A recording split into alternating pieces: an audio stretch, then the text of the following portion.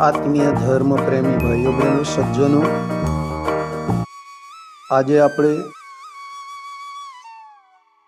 સાધના ની સરળ પદ્ધતિ વિશે જાણીશું. ભારતીય સંસ્કૃતિમાં સાધનાઓ અનેક પ્રકારે થાય છે, પરંતુ મનુષ્ય પોતાના જીવનમાં સહજ, સરળ અને શાંતિપૂર્વક સાધના કરી શકે એના માટે આપણે આજે ચર્ચા કરીશું.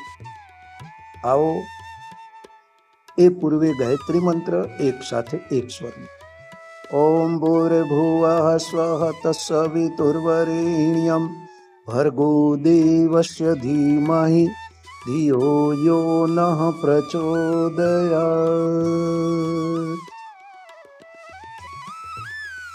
સાધના પદ્ધતિમાં સાધનાથી સિદ્ધિની સફર 7 ચરણમાં પૂરી કરવામાં આવે છે. પહેલું ચરણ શાંત વાતાવરણની અંદર પલાઠીવાળી શરીર સ્થિર રાખી બંને હાથ ખોળામાં મૂકી 3 વખત ઊંડા શ્વાસ લઈ અને શરીરને, મનને અને અંતઃકરણને શાંત કરવાનો પ્રયત્ન કરવામાં આવે. શરીરને, મનને, અંતઃકરણને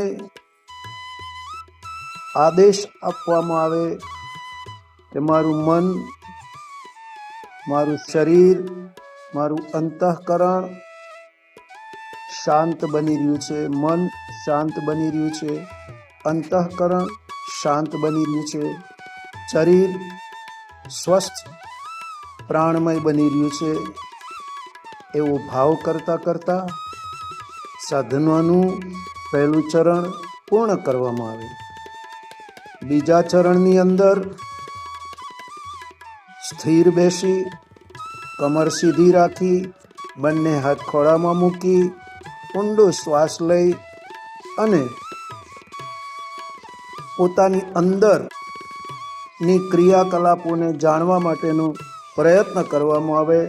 આપણા અંદર ચાલતા વિચારો, આપણી અંદરની પ્રક્રિયાઓને સૂક્ષ્મ રૂપે જોવામાં આવે, એના પર નિયંત્રણ કરવામાં આવે અને એકાત્મ સાધવામાં આવે અને જે સાથે જોડાવાનું છે એની સાથેનો સંબંધ સ્થાપિત કરવામાં આવે ત્યારે બીજું ચરણ પૂરું થાય છે. ત્રીજા ચરણની અંદર સાધકે પોતે ધ્યાન મુદ્રામાં બેસી અને પોતાના ઈષ્ટ મંત્ર જાપ, ગાયત્રી મંત્ર યા તો પોતાના ઈષ્ટના જાપ ધ્યાનપૂર્વક મનન કરી શ્વાસોશ્વાસની સાથે સોહમ નાદ સાથે અજપા જપ કરવા જોઈએ, જેથી કરી મંત્રની શક્તિ, મંત્રની દેવ શક્તિઓ જાગૃત થાય અને આપણા શરીરની અંદર સૂક્ષ્મ અને કારણ સત્તામાં જે સુષુપ્ત ગ્રંથિઓ અને શક્તિઓ પડેલી છે એનું જાગરણ થાય. ચોથા ચરણમાં સાધકે પોતે કોણ છે સ્વની ઓળખ માટે નિયમિત પ્રયત્ન કરવો જોઈએ અને હું કોણ છું એના માટેની ખોજ અંતર મનથી, અંતઃચેતનાથી અને આત્મશક્તિથી કરવી જોઈએ, જેથી કરી મનુષ્યને પોતાનું સાચું સ્વરૂપની જાણ થાય, ઓળખ થાય અને એ સિદ્ધિના માર્ગ ઉપર આગળ વધે. સાધનાનું 5મું ચરણ છે જ્યારે સાધક પોતાની સ્વની ઓળખ કરે છે ત્યારે તે અસીમ અનંત બ્રહ્માંડની જે ઉર્જા છે, પરમાત્માની ઉર્જા છે, દૈવી ઉર્જા છે, એની સાથે ઓતપ્રોત થઈ અને પોતે આનંદની, શાંતિની અને શક્તિનો અનુભવ કરે છે. છઠ્ઠા ચરણની અંદર સાધકે પોતાની અંદર રહેલી એ દિવ્ય શક્તિઓને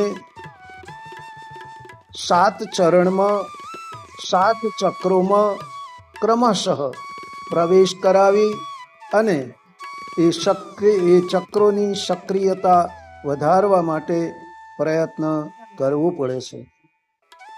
7મા ચરણની અંદર જે શક્તિઓને 7 ચક્રોમાં પ્રવેશ કરાવીએ છીએ તે ક્રમશઃ મૂલાધાર, સ્વાધિષ્ઠાન, મણિપુર, અનાહત, વિશુદ્ધ, આજ્ઞાચક્ર અને સહસ્ત્રાર ચક્રની અંદર દિવ્ય પ્રાણ ઉર્જાને, પરમાત્માની પ્રાણ ઉર્જાને આપણા 7 ચક્રોમાં ક્રમશઃ ધીમે ધીમે શયને સ્નયને મંત્ર જાપ સાથે એકાકાર થઈ અને આત્મશક્તિ સાથે જોડાય અને પરમાત્મા ચેતનાનો અનુભવ કરી શકાય અને જેથી કરી બનનારી ઘટનાઓ, દિવ્ય શક્તિઓનું જ્ઞાન થાય અને દિવ્ય સિદ્ધિઓ પ્રાપ્ત થાય, જેના થકી આપણે સૌએ લોકમંગલના કાર્ય માટે,